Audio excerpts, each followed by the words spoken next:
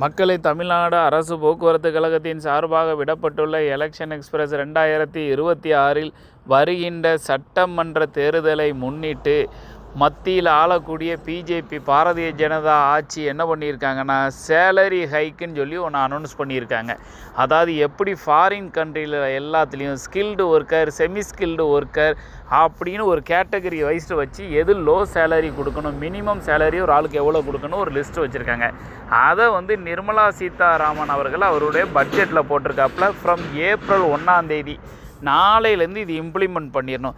வேலையே தெரியாமல் ஒருத்தன் அன்ஸ்கில்டாக இருந்தால் கூட அவனுக்கு ஒரு நாளைக்கு 783 ரூபா, ஒரு மாதம் 20,358 ரூபா அவனுக்கு சம்பளம் கொடுக்கணுமா. செமி ஸ்கில்டு பாதி ஸ்கில்டு வேலை தெரிஞ்சுன்னா ஒரு நாளைக்கு 868 ரூபா சம்பளம், ஒரு மாதத்துக்கு 22,568 ரூபா சம்பளம் கொடுக்கணுமா. ஸ்கில்டு நல்ல கொஞ்சம் வேலை தெரிஞ்சவனுக்கு ஒரு நாளைக்கு 958 ரூபா சம்பளம், ஒரு மாதத்துக்கு 24,804 ரூபா சம்பளம். ஹைலி ஸ்கில்டு நல்ல எக்ஸ்பீரியன்ஸ் இருந்தான்னா ஒரு நாளைக்கு 1,035 ரூபா சம்பளமாக, ஒரு மாதத்துக்கு